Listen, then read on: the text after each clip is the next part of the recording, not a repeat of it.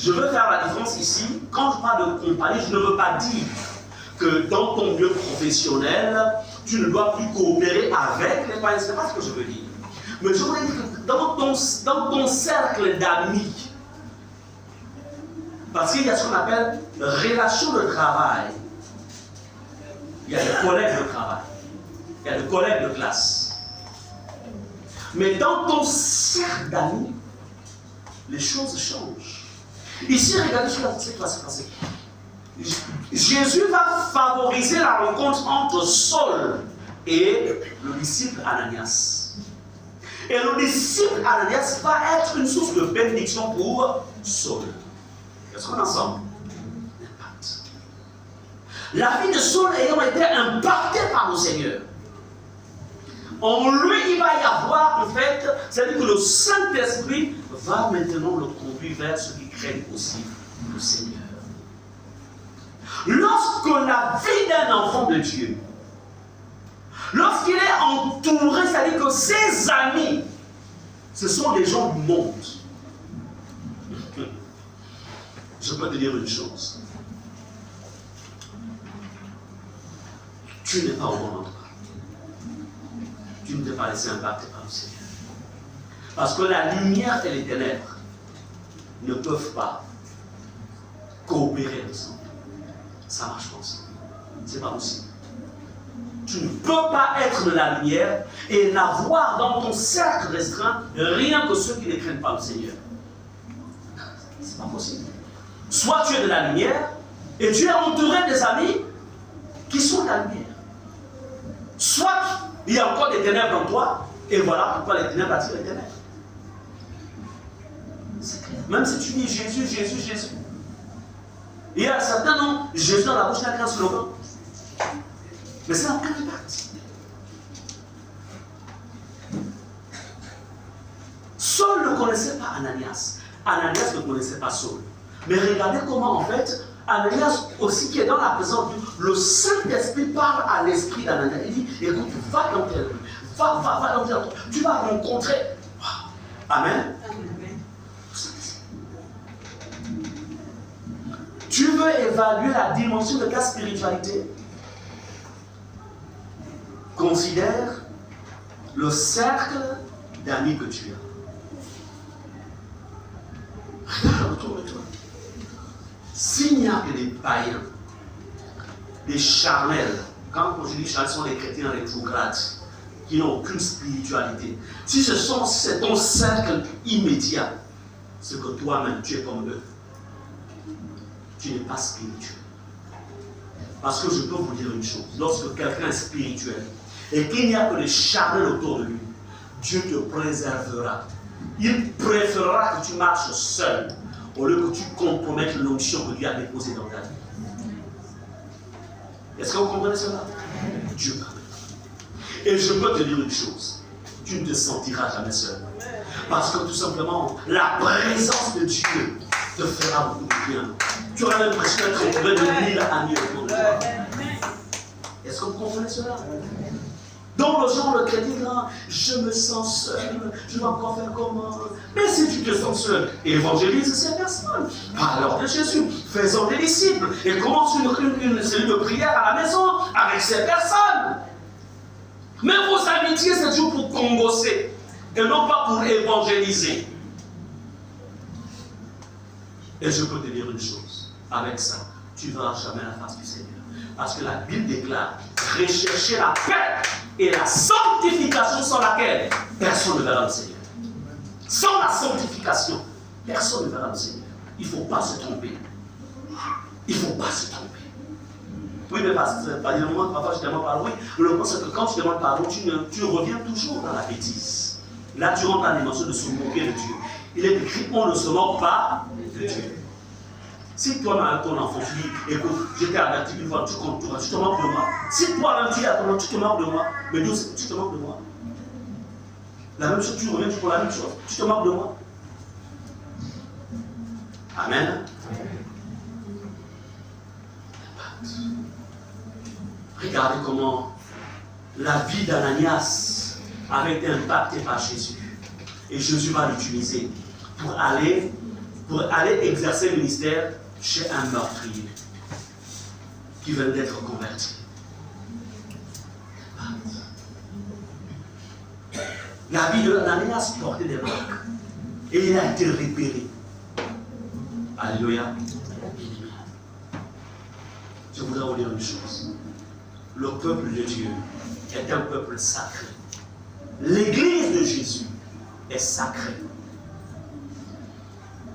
C'est pourquoi Jésus a dit, je vous ai donné pouvoir. À qui? À son église. De marcher sur les serpents et les scorpions. Sur toute la puissance de l'ennemi. Il a dit, je vous ai donné l'église. Il n'a pas seulement donné le pouvoir aux apôtres, aux prophètes, il a dit l'église. Ce que voudrait dire, qu'il est important pour revoir ta vie.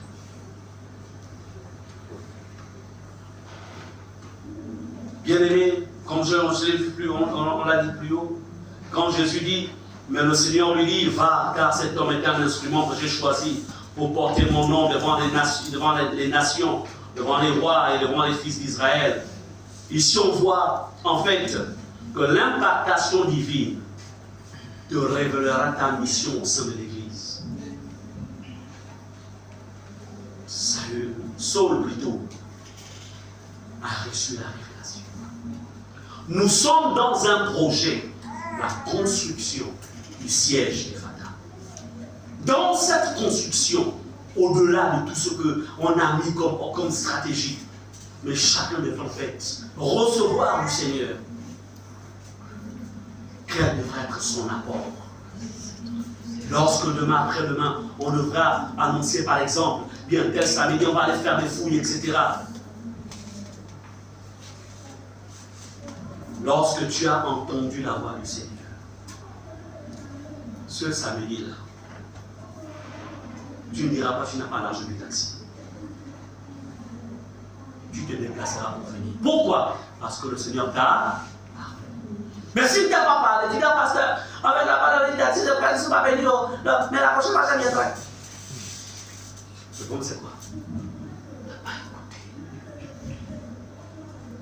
Bien aimé, construire la maison de Dieu, il y a des combats. Amen. L'ennemi te laissera construire ta propre maison.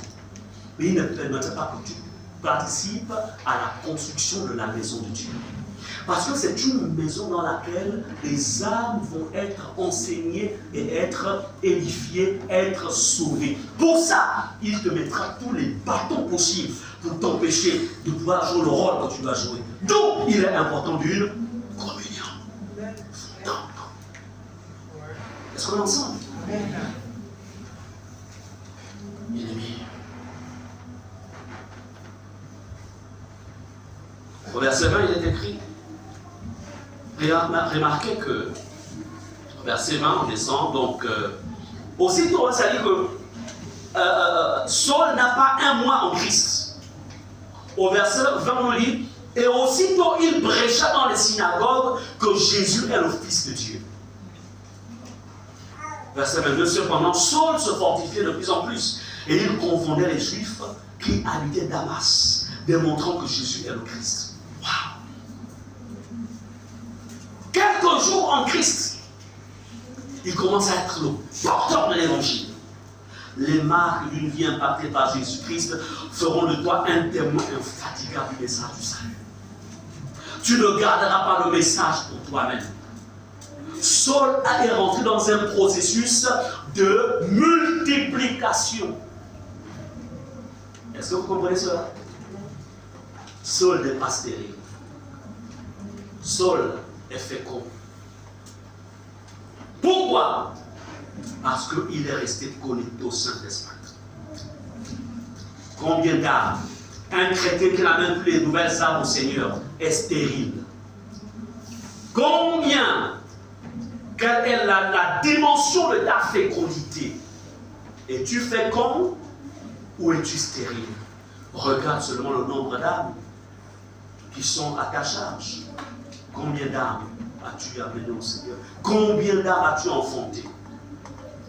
Combien? L'école, le lycée, le collège dans lequel tu apprends, combien d'amis pour les jeunes? Ou ceux qui sont dans les grandes écoles, combien?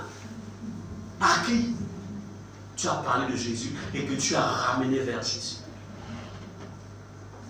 Les milieux dans lesquels tu travailles, tu es peut-être dans un secteur particulier.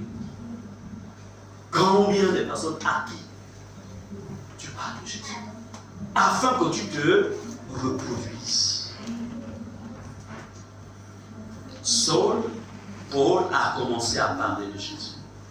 Il a commencé à prêcher le salut. Pourquoi on ne peut pas se mettre à côté du feu et être froid? Jésus, il est Dieu, c'est un feu dévorant. On ne peut pas être à côté du feu et être froid. Bien-aimé, le fait que beaucoup soient froids aujourd'hui, c'est la preuve qu'ils se sont éloignés de ce qu'ils étaient. Parce que je peux vous dire une chose, tu ne peux pas être avec Jésus et être froid. C'est pourquoi Jésus pouvait dire, parce que Jésus avait maintenu une connexion avec le Père, il peut dire, le zèle de sa maison me dévore. Est-ce que le zèle de Jésus te dévore? Pourquoi ça ne te dévore plus? Parce que tout simplement, tu t'es dépassé. Manque d'impact. Prêche Jésus. Prêche. On n'a pas besoin d'être évangéliste, mais on a besoin d'avoir été en contact avec Jésus. Prêche Christ. Quelles sont les marques? Dans tout ce que j'ai eu à dire tout à l'heure, je voulais faire ressortir une chose. La vie de Saul portait des marques. Les marques d'une rencontre avec Jésus.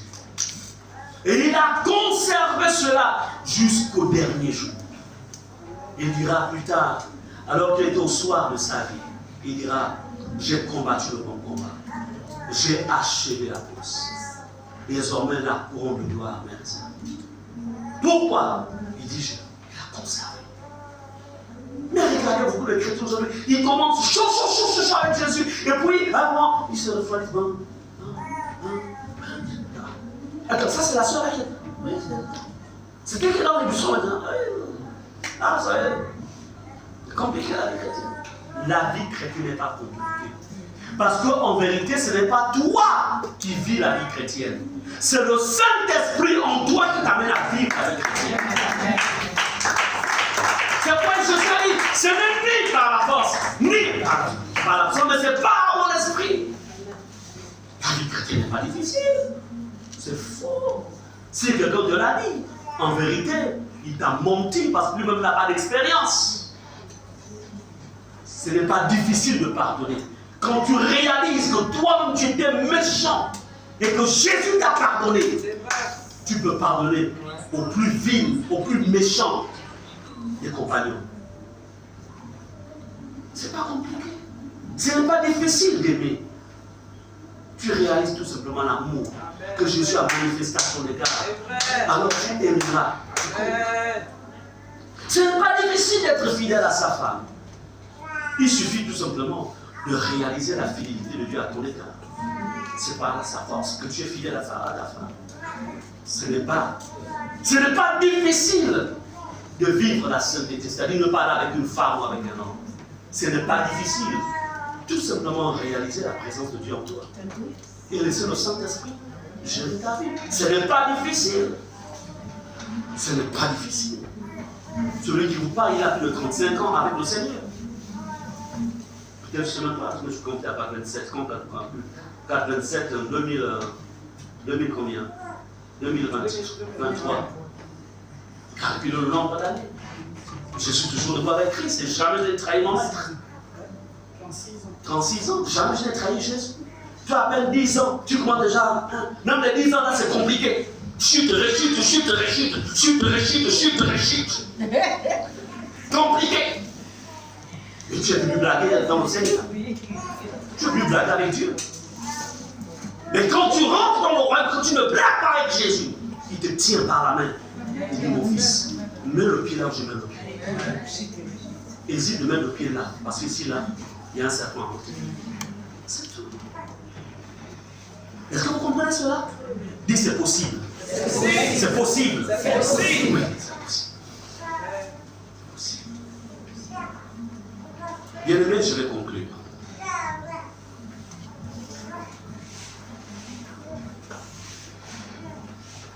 Bien aimé, quand on lit dans Galates 6, verset 17, écoutez ce que je dis, l'apôtre Paul dit, que personne désormais ne me fasse de la peine, car je porte sur mon corps les marques de Jésus. Il dit, je porte sur mon corps les marques de Jésus. Est-ce que tous ici nous pouvons dire, je porte sur mon corps les marques de la sainteté? Je porte. Non, non, c'est juste une question d'être. Ça, c'est toi et le Seigneur là-bas. Moi, je te présente seulement juste. Est-ce que tu peux lire? Je porte sur ma vie les marques de la pureté. Je porte sur moi les marques de l'amour de Christ. Est-ce que tu peux lire? Je porte les marques de l'obéissance à Dieu. Les marques du renoncement de soi pour refléter Christ par ma vie. Bien-aimé, je voudrais te dire ce matin,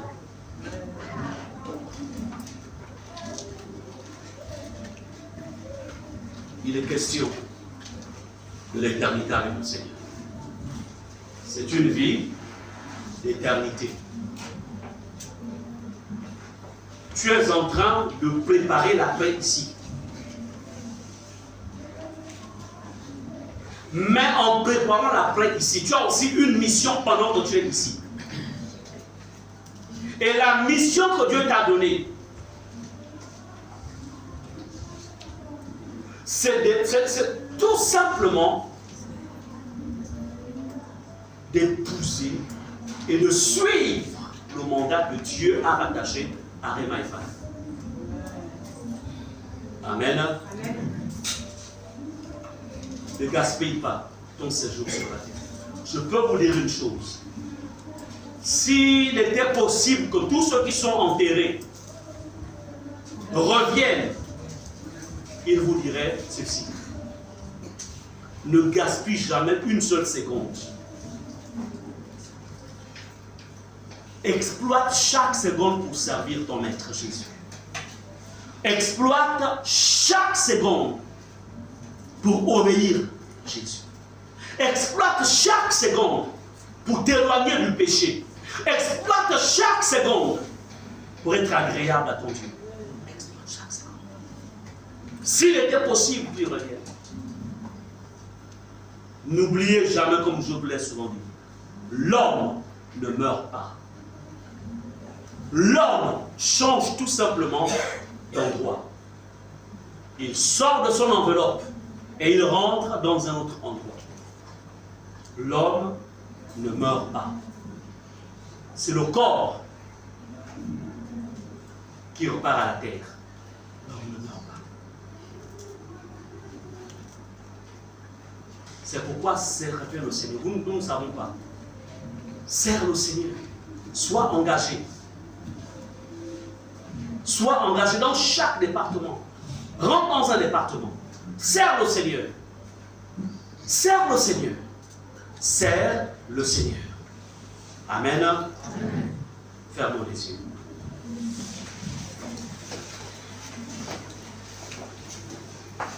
Assis sur le trône, devant son trône de gloire. Prosterné comme le 24 gaillard. Je tends leur croix. Bien-aimés, pendant ces moments, je voudrais que pendant qu'on nous donne ces sons, que tu rentres en toi-même et que tu vois ta vie. Est-ce que ta vie est marquée ou ne l'est-elle pas? Les marques d'une vie impactée par Jésus. Quelles sont les marques qu'il y a sur ta vie? Les marques.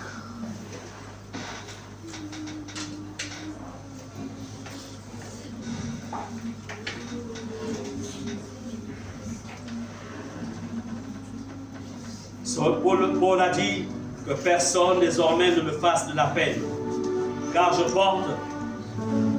porte sur moi les marques de Jésus.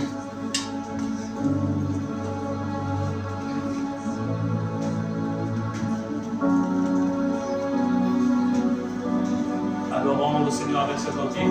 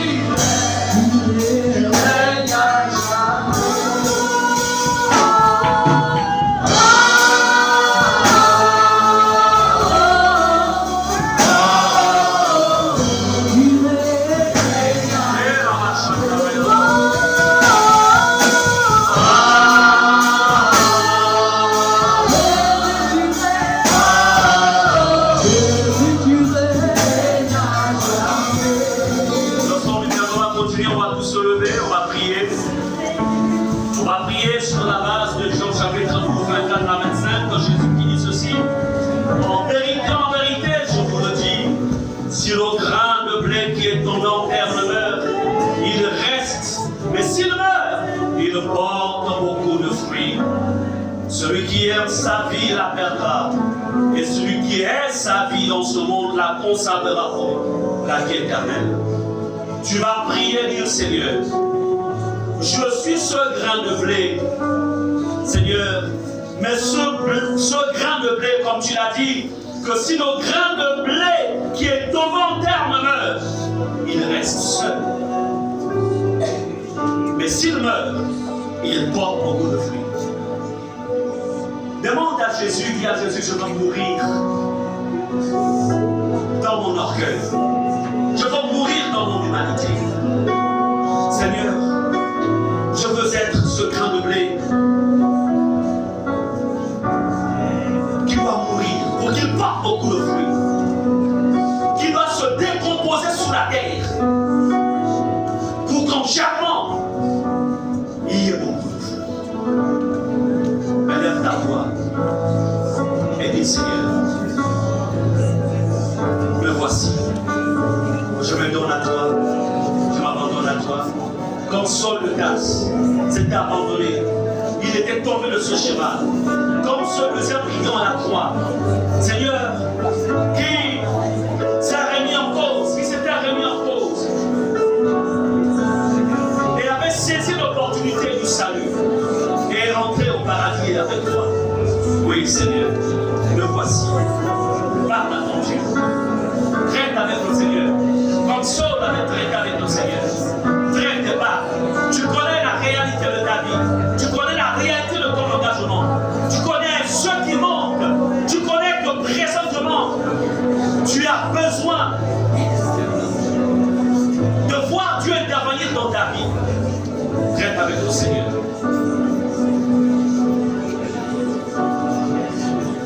Sur le grain de blé qui est tournant en terre demeure, il reste seul. Seigneur, je refuse. Nous refusons de rester seuls. Nous refusons, Seigneur, d'être vivants dans notre orgueil. Nous refusons d'être vivants par rapport à notre manière de vivre. Nous refusons d'être vivants face aux choses de ce monde. Nous refusons d'être vivants par rapport au manque de pardon. Nous refusons d'être vivants par rapport au péché.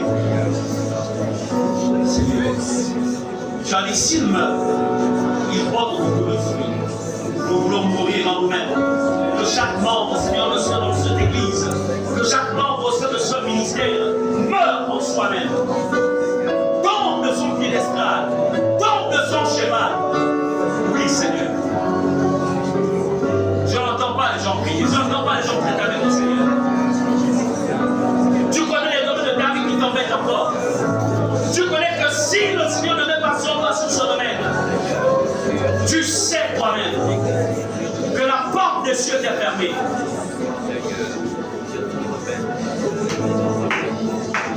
Parle avec ton Dieu.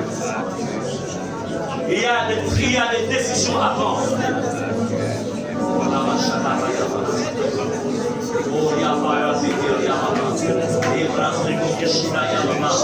Ah Seigneur de miséricorde.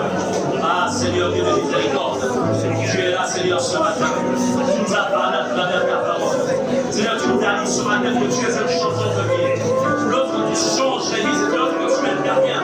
Quand tu atterris dans la vie de quelqu'un, cette personne devient une vie d'impact, Seigneur.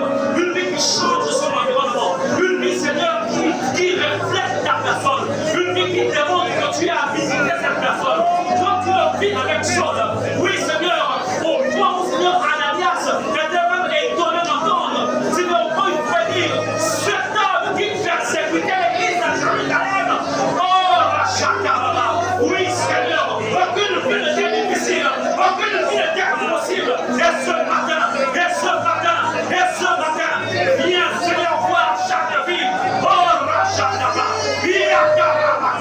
Ceux qui n'ont pas pu être là, dans leur maison, de là où elles sont, Seigneur, tu les touches, tu les visites, tu les saisis.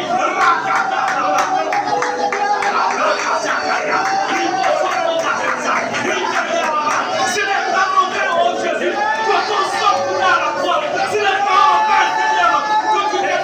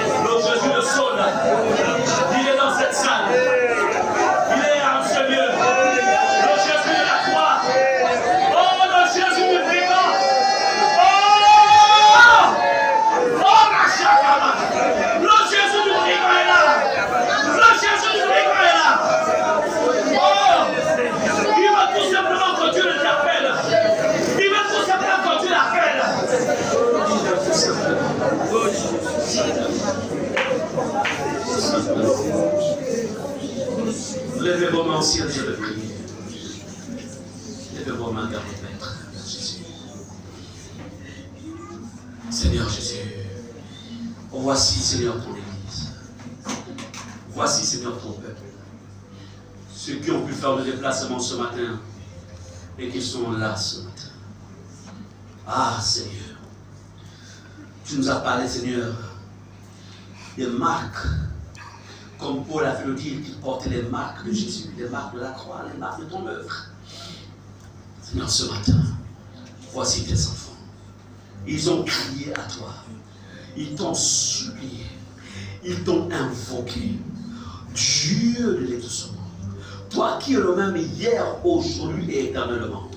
Seigneur, c'est toi qui as dit que si le grain de blé qui est tombé en terre ne meurt, il reste seul.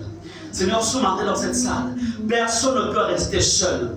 Nous refusons de rester seuls. Ils refusent de rester seuls. Je refuse de rester seul. Nous refusons de rester seuls. Tu as dit, mais s'il meurt, il porte beaucoup de fruits. Nous voici, Seigneur. Nous acceptons de mourir en toi. Nous acceptons de nous identifier à ta mort. Nous acceptons, Seigneur, de mourir dans notre chair. Nous acceptons de mourir dans nos péchés. Nous refusons de mourir dans notre ancienne vie. Oui, Seigneur, parce que tout simplement, nous voulons être des porteurs des fruits du royaume. Nous voulons être des porteurs des fruits des fils de Dieu. Oui, Seigneur, ces fruits que toi, Seigneur, tu avais prévu d'avance, tu avais prédestiné d'avance. Nous voulons les manifester, les fruits de l'esprit. Oui, Seigneur, voici tes enfants. Ils se sont engagés, Seigneur, à haïr leur vie parce qu'ils ont compris que celui qui aime sa vie la perdra. Nous avons décidé, ils ont décidé de haïr leur vie, Seigneur, dans ce monde.